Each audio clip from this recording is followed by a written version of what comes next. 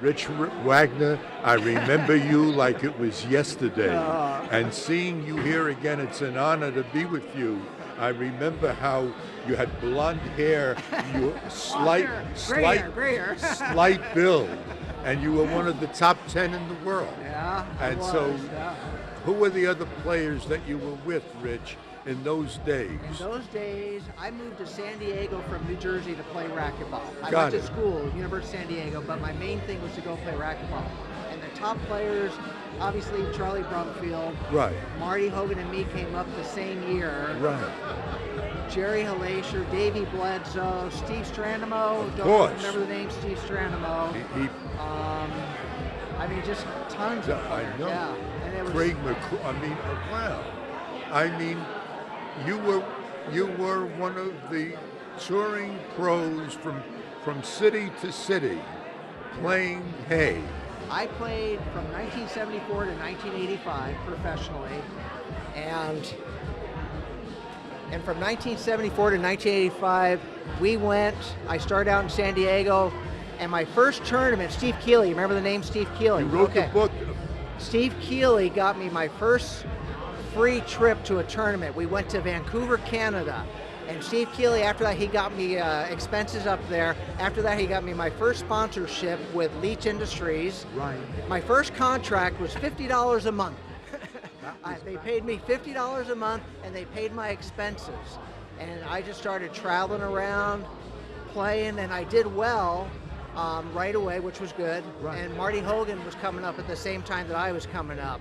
And him and I actually had some good battles over the years. But I bet you did. yeah, so. Boy, what an honor to have you here,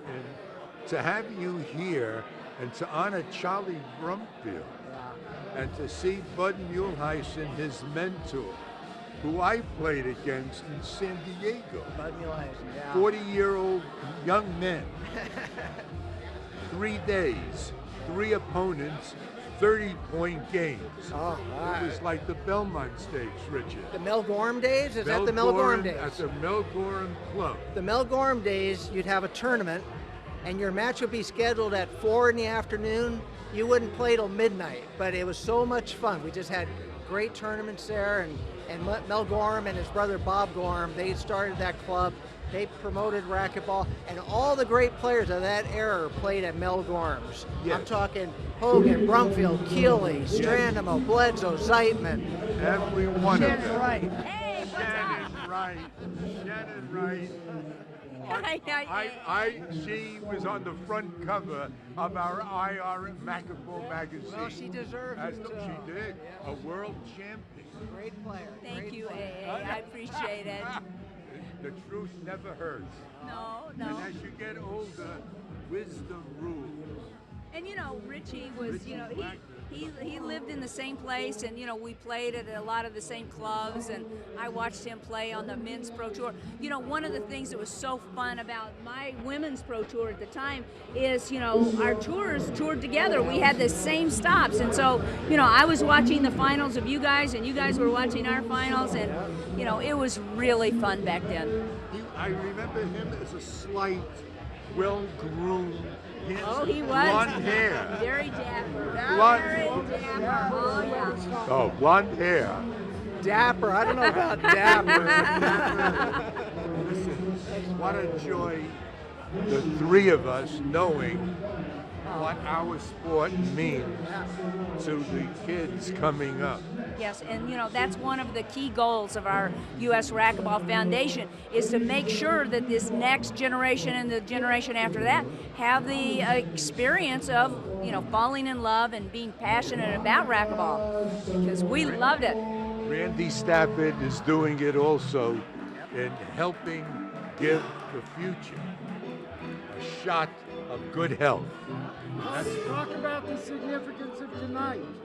Okay, well, tonight we are in the Pro Gold Lounge at the U.S. Open, the 2013 United Healthcare U.S. Open, and what we're doing tonight is a Legends reunion, and I have organized most of this, and we have about 30 racquetball legends who come in especially for the tribute tomorrow night to Charlie Brumfield, And, like, I haven't seen Richie in probably 30 years 30 or years, something probably like that. 30 years, It's been yeah. unbelievable. And so there are a lot of people that I'm just seeing tonight. This is like a big high school or college reunion or something like that.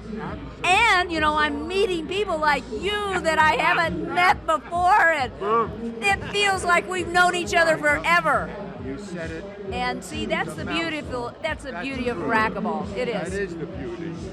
What I tell the New York kids, Richie, now is I would be 6 feet under if I didn't fall in love in St. Louis, Missouri with our sport. Because our sport gives you the chance, if you're stressed out, to get it out. To get it out. Racquetball, I started playing racquetball when I was 12 years old, and I used to go on the court by myself for hours at a time and just hit. I fell in love with it. Never did anything like that before. And there's another player that's not here, Steve Surratt. I don't know if you remember the name Steve Surratt. Steve Surratt was my personal inspiration to become a pro racquetball player. I read Racquetball magazine. He was 16 years old at the time. They had this huge article about him in the magazine, and he was only 16, and he was a number 2 ranked player in the world. And I read that, and I go, I'm going to be a pro racquetball player. So thank you, Steve Surratt. Wait till I tell Steve that his father and I played slow pitch ball for 17 years together. Did you really? Yes. Oh my gosh! And I wanted Steve to be here so bad. what a He has a surgery right now, like a knee replacement surgery, and it was too bad. Joe Zelson's daughter. Steve Keeley stayed in Joe Zelson, one of my other dinosaur friends in racquetball, Really? home. Oh my gosh! Steve Keeley's amazing. I've had a lot of contact with him over the last 5 or 6 months. He's actually a big part of, I think, this whole thing, getting this together. Oh, yeah. He put this email chain together. He took tidbits from hundreds of people, I'm sure, and in a matter of a couple of months put this great book together about Charlie it on the Brumfield. plane to- It's Did you unbelievable. read it? Yeah. Unbelievable book. And he was such a big influence. He was actually the first player I met when I moved to San Diego. He was walking out of Mel Gorham's. I was walking into Mel Gorham's, and I looked and my jaw dropped. I said, Steve Keeley, oh. And he started playing with me. He was great. We started playing. Brumfield, the same thing. Charlie, I met him, and he started playing with me right away. And Shannon, what you have done to accomplish this is, like I said to my wife from Brazil, but she lives now with me in New York. Yes. This is something that will never happen again. This is a moment of history, and I thank you for doing this. Well, thank you so much, AA. It's a real pleasure, and I was so pleased when Doug Ganem said he wanted to do a tribute to Charlie. Yes. And Randy and I immediately thought, wow, I wonder if we could get the foundation to sponsor this tribute. And he graciously let us, and this is a big deal, and this is like our 35th annual Hall of Fame reunion, but it's a little bit more personal, and it's a tribute to Charlie. And we're not going to have tributes to people every year at the U.S. Open, and this is the first. I was aware of that when I made my airline reservation Right. to come up here. Bravo. Thank you so much. Bravo. thanks, AA. Thanks, double A. Double A. Boom. There you go. Good job. Good job. Boom. Boom. Thank you. Double A is going to interview you. And just kind of y'all have a conversation. Well, you're going to have a conversation. And Double A, you got to remember when you're talking there and when he's talking, because the noise. in the back. I'm just so honored to be here for this short weekend and to see some of the great warriors that I remember vividly coming to St. Louis, Missouri, the Show Me State, and I'm so honored. We did, didn't we? And We they showed came, you. they showed, and Mike Zeitman it's an honor to be with Mike, one of the greatest professional touring players I've ever had the joy to watch. We had a great time, didn't we, Artie? We We did. We did. There are a lot of characters involved in this deal, aren't there? The characters were Mike's father, a Judge Ike Goomer. They were national champions more times than we got fingers and toes. They were great. They're playing together still. Now they are. And for you to remember certain things about nightclubs and Yeah. bringing back memories, Mike, Yeah. is a total joy for me to have you here. Well, this is a very cool deal. It's the last time this will ever happen. Agreed. Okay? And I grew up with a lot of these guys. Schmidtke and I are the only two here that were at the first Nationals in Milwaukee. Nobody else was. And we kind of laugh about that because he got snockered by Schultz. He got homered. Oh, yeah. I remember. Oh, yeah, he did. And then the rest of the guys, when we came to St. Louis in '69, Helischer, Surratt, Colton, Hogan, Doug Cohen, Jerry Zuckerman. well, Zucky was probably, he was just a baby. Yes. But all of these kids were hanging around in the locker room going, hey, can I touch your racket? Stuff like that. And then to watch them come up, later and watch them play, it was wonderful. You were an inspiration, Mike, to all those kids. And to have you here with me today means a great deal to Double A. I can't even believe, Artie, we're here together today. We're both still living, breathing, and we're standing up. Hallelujah. Amen. Amen. It's a great deal. Thank you, Mike. Talk about the significance of tonight. What brings you There's every aspect of racquetball history is here. Okay, there are a few important people that aren't here. The Drakes aren't here. The Leaches aren't here. The Bud Helds aren't here. Kendler's not here. Tanner's not here. Chuck Levy, where is he? Chuck Levy's coming tomorrow. So that it's going to be great. Joe Ardito's not here. And there are a lot of names that people, they don't know. But, the foundation and that huge boom when there were how many racquetball clubs in St. Louis? 15, 20, all over the United States. Gone with the wind. They're gone. But they were there But because. not you and I. But that's exactly. I'm so proud to have you here. Look at everyone. Schmidtke, Muehlheisen. Charlie Brumfield. We're here to honor You've got every national champion that was for the first 12, 15 years. When Hogan shows up, that'll put a wrap on it, including doubles and singles and all of those things. Sarah Green's here, and Shannon's here. They won nationals too. They were inspirations to young girls. These girls that are out here playing now, they wouldn't be out there playing if it wasn't for them. Well said, Mike. It's just, it didn't happen. I'm just so thrilled to be here, Mike, and to see you again and to remember the memories. That touches me greatly. Well, it's been a wonderful ride. I had a 65th birthday last Friday, and tonight it feels like I'm 25, not 65. That's the magic of our sport. Yeah, it is, and it's the magic of it. Kept us young. We're still young. We're still young. Forever young because we're able to get it out, Mike. Yeah. Hit. I could hit that ball. I didn't have to go home and hit He anybody. hit the ball. Oh, This yeah, is a we power could. shooter. Yeah, even with a wooden racket. Well said. I played with all of those. Anyway, it was fun. Thank you. It was great. Thanks, Artie.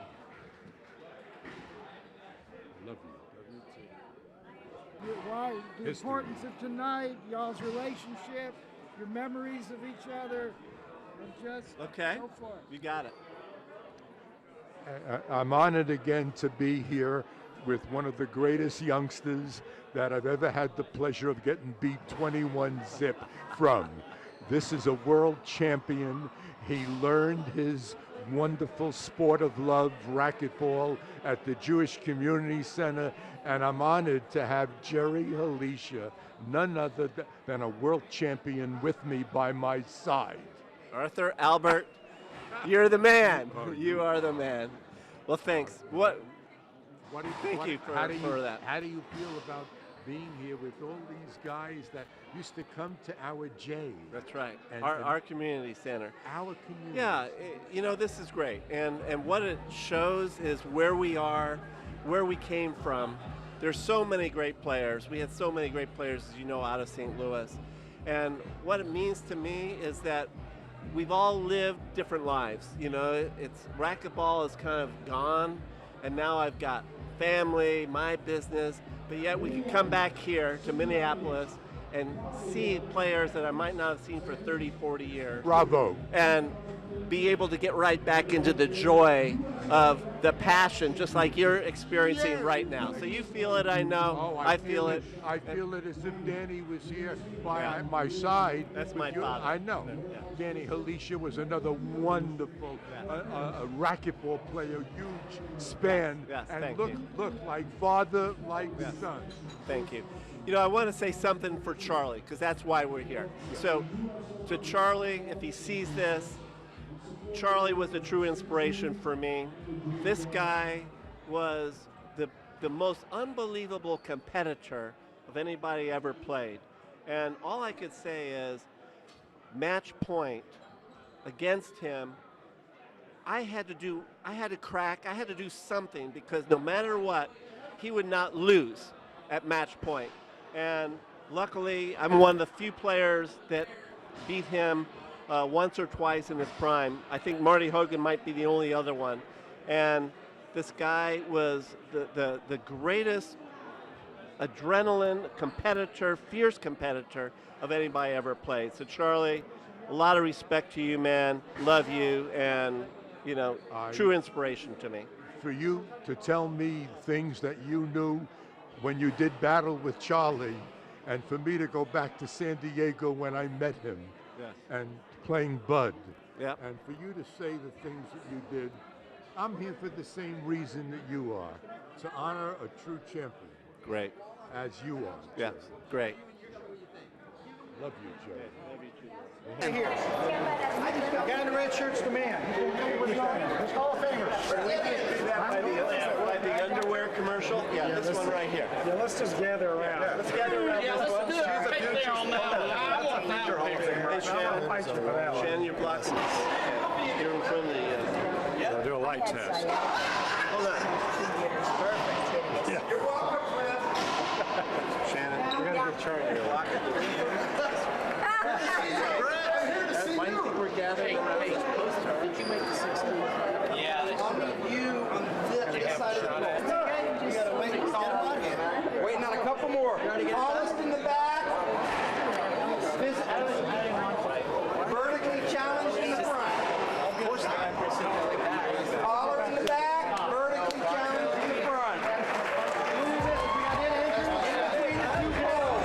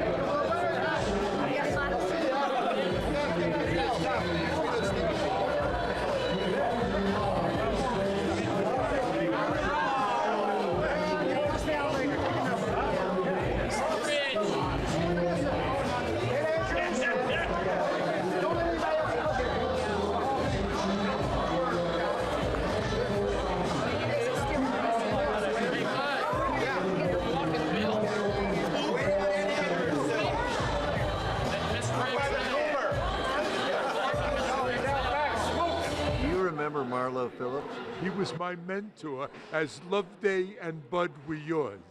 Do you remember Joe Zelson? I'm honored to be here, to fly in from New York City for a short, sweet weekend, to be with the world's greatest racquetball player, and a man that I first met in San Diego, California, when I left St. Louis to go out and see the ocean and blonde-haired people. And I'm here now with the one and only Charlie Brumfield. What an honor to have you sit with me, Charlie, and say, how do you do to our racquetball world? Artie, it was just a great pleasure watching you play. You were always a gentleman. You always played hard. Marlo Phillips, Phil Smith, Mr. Halisher, Mr. Surratt, Joe Zelson, all of these people are printed on my memory. All of you are, and you help form the fabric of what the next generation stood on their shoulders and built racquetball. It started at the J in St. Louis. You got it, Charlie. And the reason why I know for sure is there's 3 Hall of Famers out of one club. Marty Hogan, Jerry Halischer, and Steve Surratt. Boom. And wisdom endures. And you, in that court of courts, wisdom always prevailed.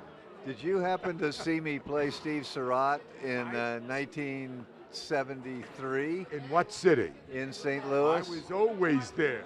And the crowd was banging on the walls, and Surratt was playing immensely powerful shots and won the first game 21-20. And I must have been a homer. He went crazy. It's one of the best matches that I've ever seen. Oh, Charlie, you mentioned Joe Zelson. Steve Keeley came in with a beat-up car, and where was he going to stay? My dear friend Joe Zelson's home. I used to play football betting games with his son, who had a mental illness, but he was just bright enough to make bets on football. So he and I would read the newspaper to bet on games in football, a dime a bet. And I'll tell you a really poignant story. One time I asked him, well, how are you doing and who you're betting on and why? He says, well, I've got some problems on my team. So-and-so is probable, so-and-so is doubtful, and Brian Piccolo is out for the season. So he did not realize what death meant. But what an experience being with the Zelson family. It was just wonderful. Nancy was there, Gloria, Joe. And Joe and I would sit in the living room and talk racquetball theory for hours. He had a heart attack. The doctor said, don't ever go into a court again. Joe Zelson, with the most positive bit of an energy in his mind, was back firing kill shots. He was a great player. He and I played against another Hall of Famer, Mike Ray, who was at one time #1 in the country. Joe and I played a pretty good game against him and another young pro, and we really enjoyed it. What a joy to have you, and look at that memory of this Charlie B. What a see you on the court again, Artie. and I give me a hug. It's been a long time. You are a great joy in my life. There's Marlo, he was in Florida with Yvonne. He came to my father's party at Washington University, and I don't know if Marlo, my mentor, is still with us, but he was some player, him and Steve Schneider. It was like Ali and Fraser. Do you remember when I played Steve Schneider in '69? Go ahead, tell me. Jerry Halischer watched the match as a little boy. He said Steve Schneider was the best player that he'd ever seen, and somehow I called a bogus injury timeout and was down shooting the shit with my friends, with Phil Smith in the locker room, and Schneider got so upset that I beat him in 3 in that first national. He never played again, to my knowledge, but what a gentleman he was. He was. And I wasn't. Thank you, Artie. You are the best, Charlie B. I am going to You are. listen to God this. bless you, Charlie. God. Ruben. New York City. New York. Ruben. New York City. Ruben, to be here for this short weekend and to be with you and all of these champions makes it a very special weekend for AA. And you have showed the world that you are forever young, Ruben. Thank you. And you carry the torch in my mind and everyone's mind I carry the torch for everybody. brilliantly. Carry the torch for everybody. That's why I'm still playing. Yep. You know, especially coming from New York, from Brooklyn, Bronx. Bronx. That's what gives us the heart and the thrill to go out there and compete. You got it. You know, when and if you make it in New York, you can make it everywhere. You got it. You can make it anywhere. And you travel from coast to coast in every racquetball club, and boom, you're there saying, "Hey, Viva Racquetball!" Be the and look at me, I'm going to give you a battle to the very end. Definitely. And that's the Ruben. battle came from the street. So when we come from the street, the battle never ends. From the South Bronx. And from the heart. And from, definitely a lot from the heart. It's the heart and soul. Heart and soul. Ruben. And this is what I give, the heart and soul. And that's why, that's why I love this sport so much. That's why this is the greatest thing that we've been, that racquetball is. It's just being out here, competing against everybody, and meeting with everybody, all the Hall of Famers and all the old timers, all the legends, not just me.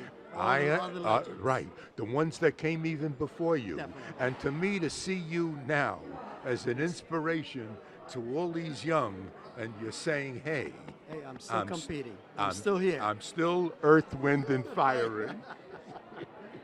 Definitely. Hey, it's a pleasure to still keep playing racquetball, and it's an honor to just keep playing and having people believe in themselves. Yes. To say if Ruben could do it and someone else could do it, yes, I could keep it up. And Ruben, what I tell our New York, the men and women that come to the New York Health Club, and I teach these kids this: AA at my tender age of 81 years young, be 6 feet under. If I didn't fall in love with racquetball in St. Louis, Missouri, we'll be done earlier than that. Gone with the win. But we're still here. We're still here. Boom. Viva Gonzalez. Viva Gonzalez. Thank you, Ruben. Thank you. You want me to sit here? Yeah, I'm really glad you came. Doug, Eddie Fink from Houston sent his love through me to you. I told Eddie how you made me feel so very VIP in the way you welcomed me to this U.S. Open, because you listened to me, and that you knew that it was important for me to come, especially this time, to honor the great one. So. Yeah, I started playing racquetball in the early 80s, so it kind of came after you, so I didn't know who you were. But when you called and told me your passion and affiliation with the sport of racquetball all the way back into the 60s, I knew that you were, from Charlie's era, and if you took the time to chase me down, and I think you had to leave me 2 or 3 messages. So. You have a very good memory, yes. But you returned the call, which is, to me, at this tender age, a sign of absolute class. Well, yeah, I was busy getting the tournament set up, but to tell you the truth, I was getting bombarded with calls about Charlie, people who he played with in his early years, and people who didn't even play racquetball that he went to law school with, and so I was trying to get back to everybody, and it was refreshing to me to talk to somebody with the racquetball passion. And so I think we talked for probably over an hour. And you were a joy. You returned my call finally, and the best is yet to come. And for me to leave on an early plane this morning to be at your sponsored tournament means a great deal to me, because to me, Doug, no money could buy this weekend for AA. That's great to hear. Charlie's a special guy. He's one of our greatest champions, and this event is very special to me. It's something that I gave birth to 18 years ago, and I'm glad that we have a stage like this that we can honor guys like Charlie. You are to be commended. Look, when this plays, and we see Charlie and see all the other toughies that love our sport, that get well. It's such a good health sport, Doug, because would I be standing here if I didn't have 50 some odd years of getting it out? So bravo for doing what you are doing. Well, thanks, I appreciate it. And it's not, by any stretch, not just me. We have. I know you have a team. Yeah, we have a whole staff here. We have over 150 people running 4 different venues. We got racquetball players playing all over the city of Minneapolis right now. Obviously, you see this one club where we've got a huge production here, and the team is doing a phenomenal job, and I couldn't be more proud of all of them. And they of you, I'm sure. I appreciate you sitting down with me, Doug, and for me to say from one to another, thank you much for your hospitality. Yeah, I appreciate it. I mean, this thing wouldn't really mean much if we didn't have everybody travel in to pay, pay honor. Yeah, and so the fact that all you legends came in to do that, pretty classy. See Bud, to see Bud again, who I played again. Yeah, that's pretty cool stuff. And I saw Davey Bledsoe. Davey Bledsoe with his long white socks. Yeah, I saw Hellacier walking around. Yes. I saw a lot of old timers. Randy Stafford's roaming around. And, I saw Ed Andrews, which I haven't seen him in years. And Eddie was a great champion out of Southern California, so he knew Charlie. And got it. He was a legend in the kind of late 70s, early 80s. So, but because he was from Southern California, he knew Charlie pretty well. And so anyway, just everybody turning out. Yeah. It's pretty special. And I'm amazed at Charlie's memory about remembering things way back in the 60s, Doug. Yeah, he's a little scary. He's sharp. I mean, his mind is. He remembers everything. I asked him a couple months ago if he would be a color commentator on our Tennis Channel broadcast of the pro matches here. So we're going to televise the men's semis and the men's finals, and it's going to air this coming Thanksgiving weekend. The first match will air Thanksgiving Day at 12 noon Eastern time on the Tennis Channel. And then the very next day, the next semi on Friday, and then Saturday of Thanksgiving weekend at 12 noon Eastern will be the finals. And Charlie's going to commentate with Sudsy Monchek it's going to be great. I can't wait to watch those shows because he is so sharp and so witty. And I was telling him I watched some of his commentating from 20 years ago so I could get familiar with his style, and he is so funny. So funny. So I'm excited to have him on our broadcast. It's a blessing, and I wish you and your staff only the best on a wonderful Thanksgiving, to say Thanksgiving for what you've done today. Well, it's exciting for racquetball. The most watched weekend of sports on TV is Thanksgiving weekend. It's mostly football, but football starts around 1 o'clock, so we're going to be just before all the college and NFL football games. It's the best time slot racquetball's ever had on television. So, pretty exciting. I wish you well, Doug Gannon, for many decades to come. Thanks very much. Thank you for coming. It was a pleasure, kid. Brought him into the court with me in St. Kane. What? Marty Hogan's mother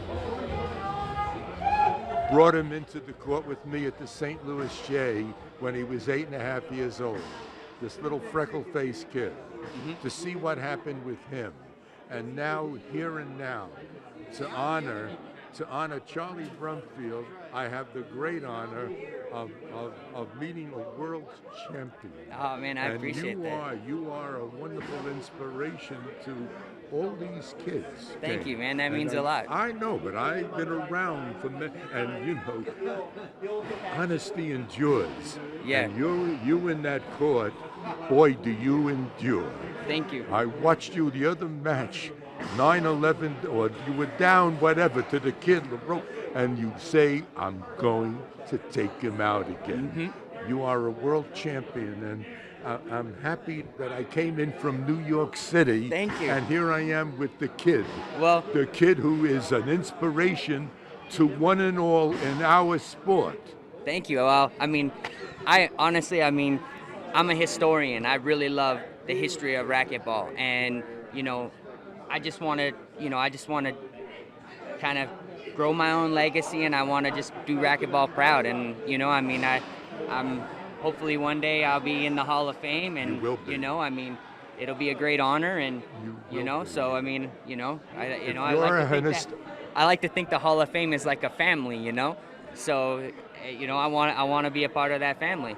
It'll be one happy, proud family to have the banner out, hanging from the rafters of our sport, racquetball, to have this wonderful Canadian. Thank you. You know, my son was born in Toronto. No, really? And I watched hockey Kane when no one wore masks. Oh. Back then. Like 1955 to Kenny Dryden. Before him. Terry Sorchak. Okay, all right. Red Kelly. All right. The Rocket Richard. So okay, I now know you're from now that's history. Now that's. Well, I am history. And so are you. You're making history. Thank you. And I appreciate you being here in front of the world and the camera to say, how do you do to AA, that I'm here to honor Charlie Brumfield, one of the all-time greats. No, he's a great guy. He's such a great guy. And for him to meet you.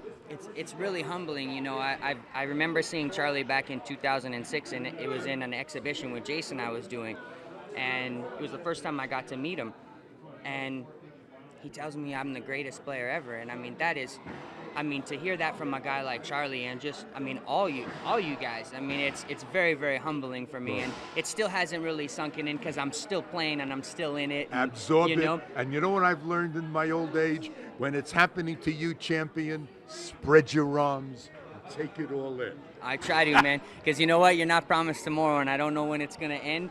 But I'm having fun. I'm having fun every day I get to do it. I wish you one day at a time Godspeed. Thank you, man. Thank you. And I'll tell you one thing.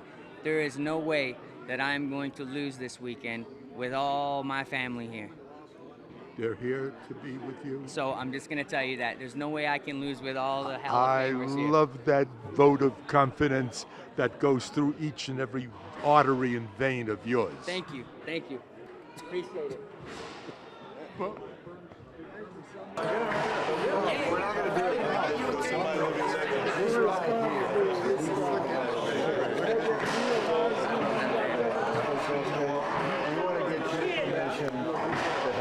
shoot a picture of you all playing, so you don't have to spend any time doing it. And then autograph it to me, because this is going to be my last public appearance. Are you really going to ask me that? Of course. Absolutely. He's paying me $100,000 to take it. Absolutely. Nice. Mark Sutton. Nice to meet you. Absolutely, man. Get away from the crowd and get ready to play. I want one picture. We got one more picture. From you know what that was? Was the Edmonton Canadian Championship. 1975? Something like that. And they had those beautiful trophies. Remember? I'm happy. I am just overjoyed that I'm here talking to one of the all-time great champions in the sport of racquetball. I've watched Davey Bledsoe so many matches, and he's just an added joy in my life. And here he is to talk to me and to honor Charlie Brumfield and the memories that we have of our marvelous, healthy sport, Davey. Well, thank you. You're very kind. Maybe one of the few that played, but certainly not like Charlie. Charlie was a unnatural talent, and Charlie had to work hard for everything he accomplished in sports. And I remember the first time I ever went to San Diego, when we migrated to the mecca of racquetball in San Diego, and I met Charlie and spent some time with him. He took me up to his alma mater, which was San Diego State, or not State, San Diego College, up on the hill from Mission Hills. And we played one-on-one basketball that day. Charlie took me down the court, dribbled first possession, knocked me down with his elbow to the floor, and of course I got up and said, "Charlie, that's a foul." And he looked at me, and I swear this is the epitome of what Charlie's all about in competition. He looked at me and said, "Sorry, I haven't played in a while." Oh, a pro. I mean, this young man, Davey Bledsoe, when I would see him play, White Sox under his kneecaps, so well groomed.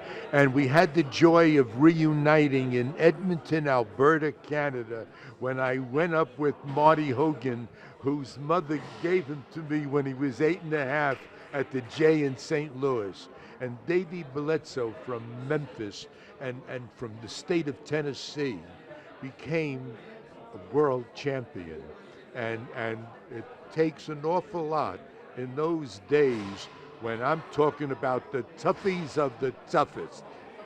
And Davey Bledsoe sitting with me here is a world champion.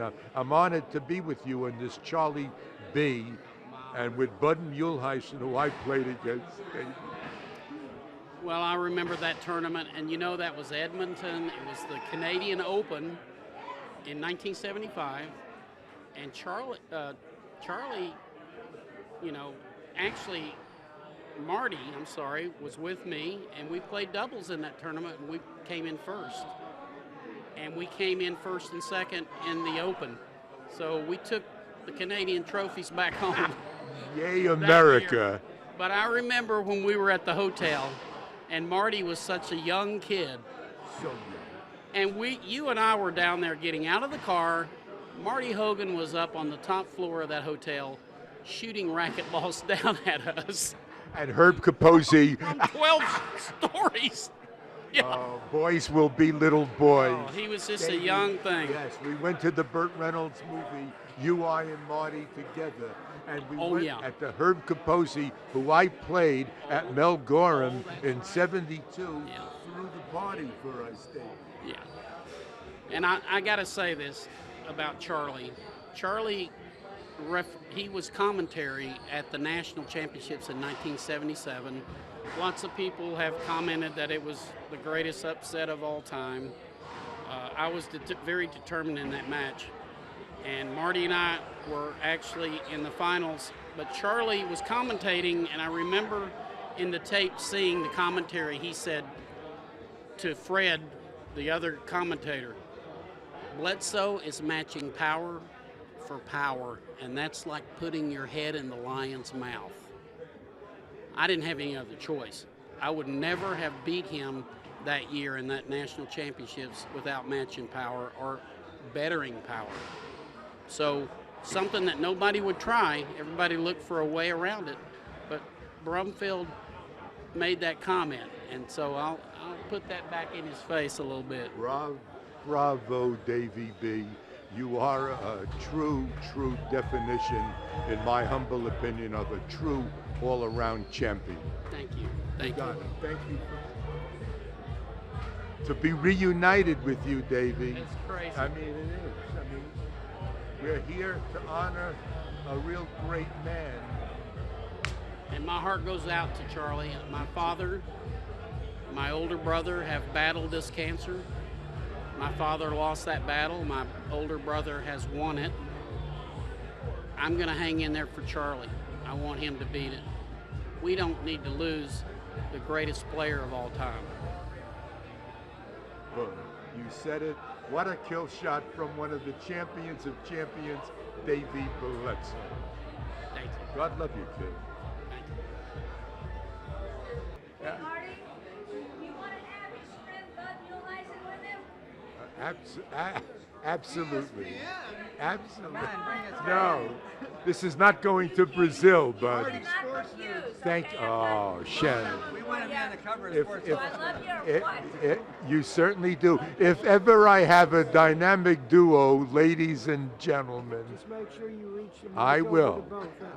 If ever I had a dynamic duo in the world of racquetball, 3 men, 3 musketeers, Bob McNamara, the one and only Bud Muehlheisen, and the wacky AA, all of us have one thing in common. What a sport that we love.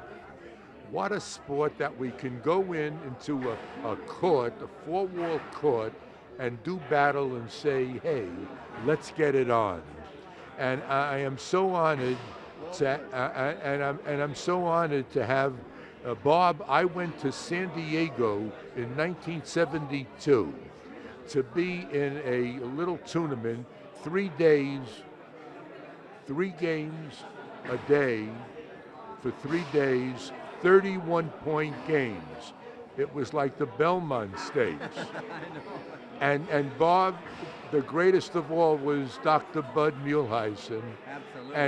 And I, in the game that I played against Dr. Bud, it's a memory that I'll never, ever get out of my mind. I was leading Bud for some miracle reason, and he took a timeout, Bob McNamara, came back in the court, and I tell all my students in New York City, teaching them our sport, I never got another point. Bud Muehlheisen, say hello to the world. You are the greatest, and look who you have next to you, another great one. Well, Albert, you're very kind, and I am so proud to be here tonight. And this is a doubles partner of mine for years. We won a number of national titles together in the age group, and he's from Minnesota, I'm San Diego. And it's just like a reunion that's priceless, you know. We haven't seen each other. We're this, you know, we have some great memories, and we had great memories with you.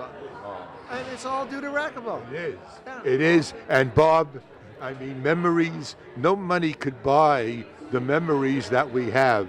Please share some of the memories that you have with this marvelous class act sitting next to you. Well, you're right. And the fact that when they're going to honor Charlie and Bud, I thought, you know what? This is a real thrill for me because I don't see these guys very often, but I can just remember these games like they were yesterday. And the best thing I ever did in racquetball was pick Bud as my partner because he could shoot the ball, and I was quick enough and big enough to stand in the way of most of the guys, you know. Right. And I thought to myself, I had my own strategy. Nobody ever got ahead of me. I'm standing in front. And so then I'd give Bud a shot, and next thing you know, it's 21 for us, and I could care what they had, but they didn't have the game, and Bud had it. And not only that, probably one of the nicest guys that you'll ever meet.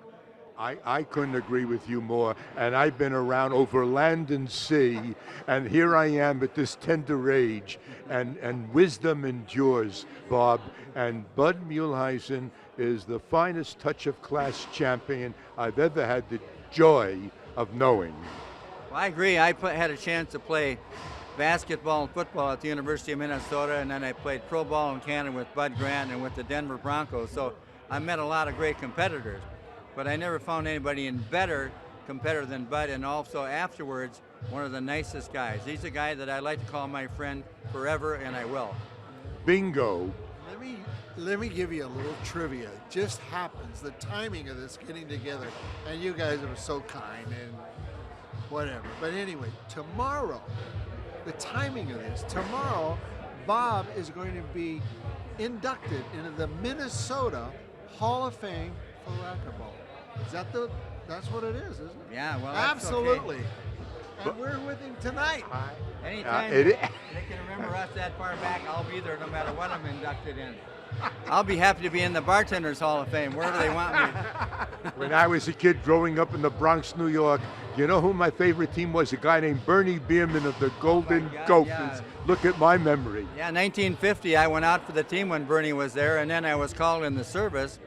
So I was real smart. I joined the paratroopers, and I'm jumping out of airplanes, and so I think that helped me get.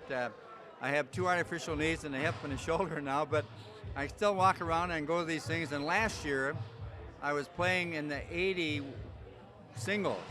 80 singles. I called up and I said I'd like to enter the 80 doubles. He said there's no doubles. I said, well, I said, who the hell's putting on this tournament?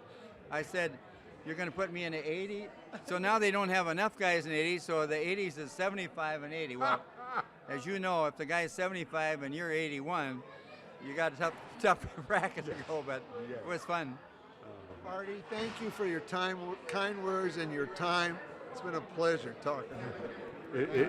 It's an honor for me to be with the dynamic duo, Bud. God bless you, boy, both. I know. Lawyer from the military, so you might have some good military. I left the Army. I left the racquetball so long ago. I am so pleased to have a young lady that I remember when I was reading magazines international racquetball magazines, and they had her pretty face plastered in the magazines. So I recognized her, and here is the one and only, and she walked away from our sport after I don't know how many years, but Sarah, when you were in the sport, you were one of the finest female champions in the world of racquetball, and I'm honored to speak to you and have you say why you're here. Charlie Brumfield, a little about your Army career. It's just a joy to have you here. Well, I am so happy to be here, and I'm so glad I came, because I won't say walked away in 1980, but in 1980 I knew I was done, and I went off to law school and then joined the Army. But I am so happy to be here tonight, and I'm so happy that this is a tribute to Charlie and all the other people who have done such wonderful things for racquetball. Racquetball was my life from about 1974 until about 1980. And it was a great life and a great sport. And you ruled the world. No, I didn't. Well, you were there. You were there as an inspiration. Participate. I had the opportunity to participate. Yes, you did. And it was wonderful for me. And Mr. Tanner and everybody else in Memphis, Tennessee was wonderful to me, and Charlie Drake and all the other people at Leach and Echelon and every place else that supported me as I got the opportunity to travel and have a great time. It was absolutely wonderful, and I enjoyed it. I enjoyed the competition. I enjoyed the women that I got to compete against. I enjoyed all the people who I got to meet, and it was just an incredible opportunity for someone who was going through college to have this opportunity to do this. And I left the sport and I went off to law school thinking I was going to go home and work with my dad, and instead I found the Army. And here I am 28 and a half years later, and I am about to retire from 30 years of active duty service with the U.S. Army, and my life has been good. And racquetball was a big part of that. Bless your heart. What a wonderful story of a woman that reinvented herself and had loves in many areas besides racquetball, the United States Army, the law profession, and I'm sure all Memphians and people across the world, and the United States, I should say, and Canada, will remember Sarah Green when she did racquetball proud.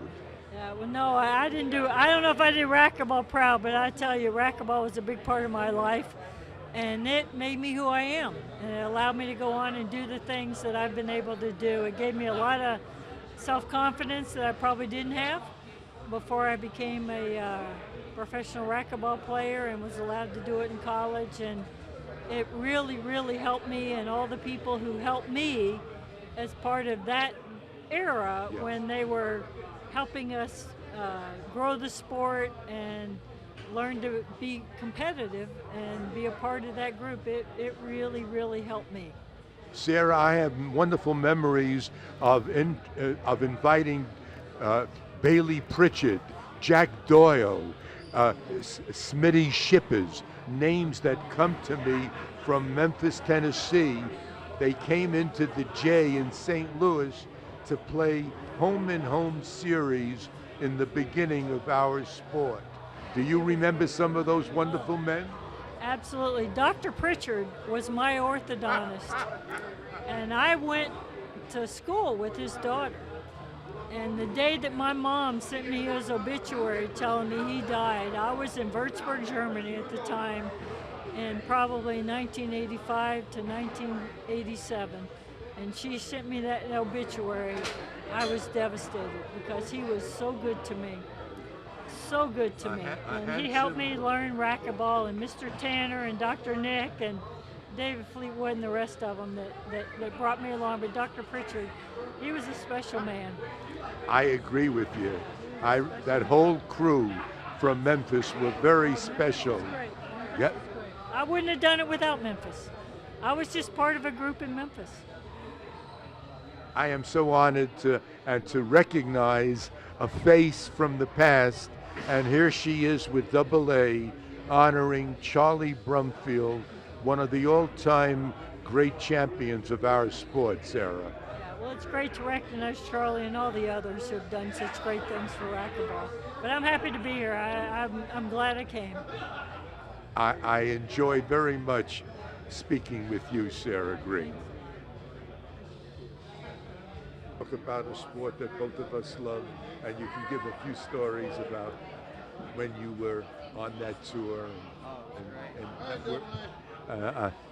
In this honoring of Charlie Brumfield, it's another honor for Double A to have one of the finest tour pro players, David Fleetwood from Memphis, Tennessee, with me, and to honor Charlie and Bud Muehlheisen. And David Fleetwood will be just talking about where he was at that moment of time doing battle in our great sport of racquetball. Well, fortunately, when I did battle was the golden era. And Charlie Brumfield there was only one Charlie Brumfield. And I mean, the sport needed a Charlie Brumfield. And I couldn't wait every day, every month to get that IRA magazine and read every word of it. And like you said, you would look and see where's the next tournament.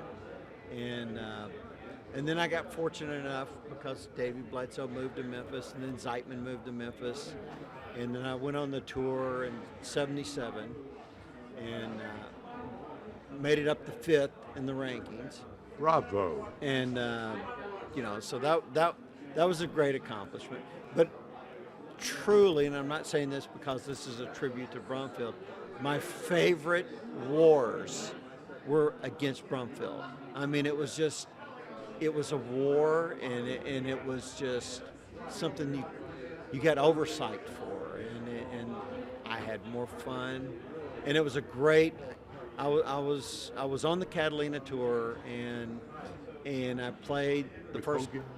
Yeah, and I played the first couple events, and no offense to the Catalina tour, I knew that was pretty much going to be the end of racquetball, and I needed to get a real job. And you knew Bill Tanner, and I asked Mr. Tanner for a job, and he gave me a job, and I actually been in the media business ever since. But it was just, I mean, the simple fact to walk on the court with Charlie Brumfield or Steve Surratt or Steve Keeley, or, I mean, it was, I read about Garfinkel and I read about Schmickey, but by that time they were kind of gone. Not gone, but they were fading out. You were in the height of racquetball with all the toughies. Right. It was fun. We had a lot of fun, and it was a great tour. And again, I can't think of any matches that I can recall off the top of my head more than the ones that I had with Charlie. Why do you know? I look at you, David, and your face is flushed and healthy, and all I can but you are a toughie. When you go into the court, as I've learned, it's like just how do you do to your opponent? May the better man emerge triumphantly, and you have been one of the great pros on tour doing battle. So it's an honor to hear and meet you and talk to you about our sport. It's my honor to be here. It's my honor to be here, and it was fun. And I wish I would have had Hogan's desire to be number one.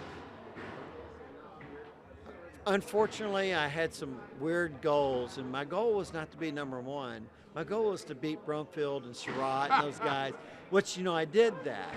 And if I would have reset my goals, maybe I would have, gotten there. Probably not number one because Hogan was fairly dominant. And this has been a marvelous weekend for me and my wonderful valued guest. Thank you, David Fleetwood, one of the all-time pros on the tour. I respected that mucho mas. You've got a good memory. Thank goodness. I want everyone to meet Randy Stafford. He's in charge of the Racquetballmuseum.com. And what this young man, one of the veterans of the world of racquetball, is doing for the young, no money can buy. He's passing the torch of our great sport to young and old alike, but his heart is for the young, for the future. Randy Stafford. Well, thanks so much for coming here to the U.S. Open. It's just great. It's a privilege for you being here. And we've had a lot of fun. We had probably 20 Hall of Famers here in this party tonight, and we had probably close to 30 legends from the late 60s and early 70s to come and join us with this tribute at the U.S. Open for Charlie Brumfield. And so it's just about, there's so many guys here that have given back to racquetball and have such a history of racquetball. It's very unique, very fun time, and I'm glad you could make it. Thank you. It's an honor to be here with you, Randy, and not only to be interviewed by you, but to interview you. We're doing the other way around. And for Charlie Brumfield and Bud Muehlheisen, Randy Stafford goes back to, he's been all over the country playing with the best that racquetball has to offer. Well, what I've been doing the last year, which I think is the most fun, is that I've started this new website, racquetballmuseum.com. It's just for fun. It's all free, and it's got probably 600 pages right now of the complete history of racquetball. And somehow I ended up with all of these transmittals from the JCCs, and I'm talking about in the middle 60s to 1980, and have all the transmittals of how the sport got formed and who was responsible for it. And it's just the neatest thing to go on the site and read about how racquetball was formed. And of course there also is all the rackets and all the balls, literally all of them, from the Leach days, the Echelon early days, and all the balls. You remember the original pin? You remember the dimpled ball that we used to play with? It was called the Assassin. Yes. Can you imagine I having a racquetball that came in a blue can and it came in a gold can? They had blue ones and gold ones. But the name, it was dimpled like a golf ball. And it was called the Assassin. They finally had to take it off the market. It was kind of like a black talon bullet as it was taken off the market because, I mean, you got hit with it, it just penetrated you. I mean, it was just, and so it's just neat, the history that we came from. In the Leach days, you know, the cult-like status that if you're a Leach player in the early 70s, then you were really something. You'll see all that on the website. It's a lot of fun. I am delighted to have this young man here who has accumulated the history of a sport that both of us love dearly. Well, thanks so much. Thank you, really, Randy. And you're a joy. We'll talk kid. to you soon. Great. Boom. Thanks a lot. Boom.